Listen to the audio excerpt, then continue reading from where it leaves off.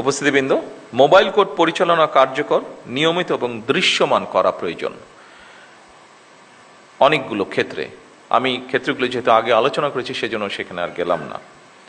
বিশেষ করে এখন আরেকটি, এই আমাদের এই যে মিডল ইস্ট ক্রাইসিসের সময় এখন আরেকটি বিষয় আমরা জোর দিতে চাচ্ছি, সেটি নিশ্চয়ই ইনস্ট্রাকশন আপনাদের সকলের কাছে আছে। সেটি হচ্ছে সন্ধ্যা 7টার পরে আমরা চাইছি যে বিভিন্ন মার্কেট প্লেসগুলোতে যাতে বিদ্যুৎ ব্যবহার না হয়, এ ব্যাপারেও আপনাদেরকে একটু খেয়াল রাখা প্রয়োজন, খেয়াল রাখতে হবে। উপস্থিতিবৃন্দ, মোবাইল কোর্ট পরিচালনা কার্যকর, নিয়মিত এবং দৃশ্যমান করার জন্য জরুরি পদক্ষেপ বা জোর পদক্ষেপ আপনারা দয়া করে গ্রহণ করবেন, যাতে করে আইন লঙ্ঘনের ক্ষেত্রে তাৎক্ষণিক ব্যবস্থা গ্রহণ করা যায় এবং জনস্বার্থ সংশ্লিষ্ট অপরাধ দ্রুত দমন করা সম্ভব হয়। জনগণ ন্যায় বিচার প্রাপ্তি সহজতর করা এবং সরকারি সেবাকে হয়রানি মুক্ত করা এবং প্রতিটি নাগরিকের জন্য সমান সুযোগ নিশ্চিত করা, আমি মনে করি আপনাদের কাজের একটি গুরুত্বপূর্ণ এবং বড় অংশ। উপস্থিতিবৃন্দ, সরকারি কার্যালয়ে সেবা প্রার্থীরা যেন অপ্রয়োজনীয় হয়রানি না হয় কিংবা বিলম্ব বা অনিয়মের শিকার না হয়, দয়া করে সে ব্যাপারেও আপনাদেরকে কঠোর নজর রাখতে হবে।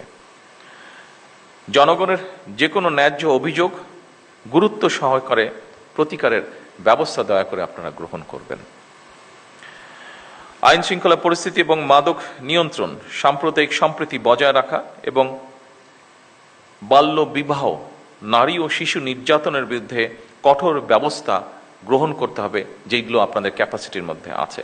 বিশেষ করে আবারও আমি এখানে উল্লেখ করতে চাই, সাম্প্রদায়িক সম্প্রীতি, বাল্য বিবাহ, নারী এবং শিশু নির্যাতন, দয়া করে এই কয়টি বিষয় আপনারা আপনাদের ব্যক্তি অবস্থান থেকে দয়া করে পদক্ষেপ গ্রহণ করবেন। প্রশাসনিক অবস্থান আপনাদের আছে, তা আপনার পরিবারের সদস্য আপনার সাথে থাকছে, তারাও খাচ্ছে, কাজেই এটির প্রতি আমাদের নজর রাখা অত্যন্ত প্রয়োজন। এ ব্যাপারে সামাজিক সচেতনতা বৃদ্ধি করা প্রয়োজন। স্থানীয় নেতৃত্বের সঙ্গে সমন্বয় এবং প্রোঅ্যাক্টিভ প্রশাসনিক ব্যবস্থা নিশ্চিত করার মাধ্যমে আমি মনে করি জনপ্রশাসনকে গণমুখী করা গেলে জনগণ সরকারের কার্যক্রমের সুফল থেকে নিশ্চয়ই বঞ্চিত হবে না। সম্মানিত উপস্থিতিবৃন্দ, রাজনৈতিক নেতৃত্বের পাশাপাশি সরকারের যাবতীয় গণমুখী উদ্যোগ বাস্তবায়নের জন্য সরকার জনপ্রশাসনের উপরে নির্ভরশীল। বিভিন্ন সেক্টর চিহ্নিত করে সরকার দেশে বিদেশে কর্মসংস্থানের সৃষ্টির জন্য উদ্যোগ গ্রহণ করেছে।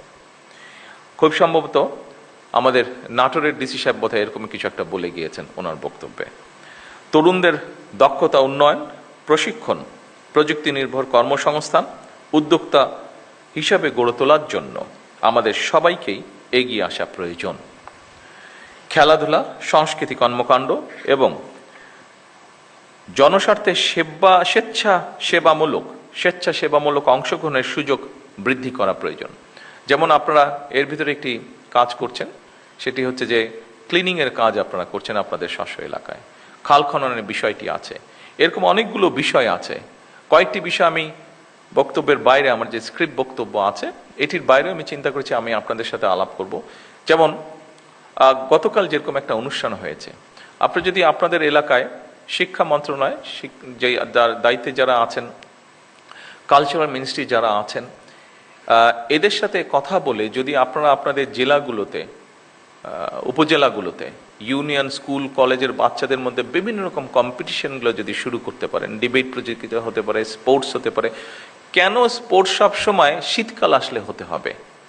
কেন অন্য সময় স্পোর্টস হতে পারবে না? কেন কালচারাল অনুষ্ঠান ওই 26শে মার্চে হতে হবে, 16 ডিসেম্বর হতে হবে, 21শে ফেব্রুয়ারিতে হতে হবে স্কুল পর্যায়ে? কেন এটা হতে হবে? কেন আমরা এটা চেঞ্জ করতে পারবো না? কেন সারা বছর হতে পারবে না? এর বাইরেও আপনারা এখানে আমাদের কৃষি সচিব আছেন, রফিক সাহেব আছেন, রফিকুল ইসলাম, উনি বগুড়ায় ডিসি হিসেবে, জেলা প্রশাসক হিসেবে দায়িত্ব পালন করছেন। সেই সময় আমরা একটা অনুষ্ঠান করেছিলাম। বছরের 2-1টি সময় আমরা শহরের একটা অংশের ভিতরে আমরা বিভিন্ন রকম ফেয়ার করেছিলাম।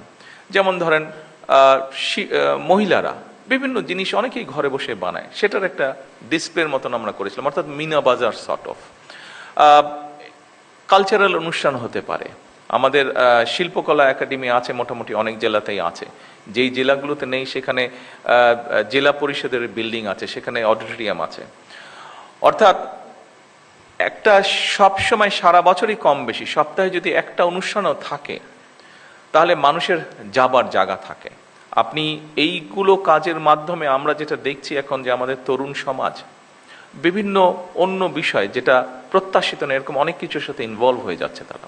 আমরা যদি আমাদের ছেলেমেয়েদেরকে এরকম খেলাধুলা বলেন, সংস্কৃতি বলেন, এই ধরনের বিষয়গুলোতে আমরা ধীরে ধীরে ইনভলভ করতে পারি, তাহলে আমার মনে হয় তারা এইগুলা থেকে আস্তে আস্তে সরে আসবে। তাদেরকে তো আমাদের অপশন দিতে হবে যে তারা যে একটা 16 বছর 20 বছরের ছেলে বা মেয়ে, তার ভিতরে যে এনার্জিটা আছে, মানসিক এবং শারীরিক এনার্জিটা আছে, এটাকে তো বার্ন করার আমাকে জায়গা দিতে হবে। আমি যদি সেই এভিনিউটা তাকে না দিই, স্বাভাবিকভাবেই সে অন্য কিছুতে ইনভলভ হয়ে যাবে। সেজন্য আসুন, এইভাবে আমরা সমাজকে কিন্তু বদল করতে পারবো। আপনাদের এলাকায় বিভিন্ন, যেমন আরেকটি জিনিস আমি বলতে চাচ্ছিলাম, এটা আমি আলাপ করতাম, আমি সিনিয়র মিনিস্টারদের সাথে এবং আলাপ করে এটা ঠিক করতে চাইছিলাম। আমরা যেরকম 21-এ পদক দিই, 26শে মার্চ পদক দিই, আপনাদের ডিস্ট্রিক্ট কিন্তু এরকম অনেক ঘটনা ঘটে। যেমন একটা ছেলে, সে উদাহরণ হিসাবে বলছে, একটা মানুষ হয়তো হঠাৎ করে পুকুরে পড়ে গিয়েছে, বা একটা পশু একটা পুকুরে পড়ে গিয়েছে, একটা মানুষ নিজের রিস্ক নিয়ে ওই মানুষটাকে, যে পড়ে গেছে তাকে রক্ষা করলো।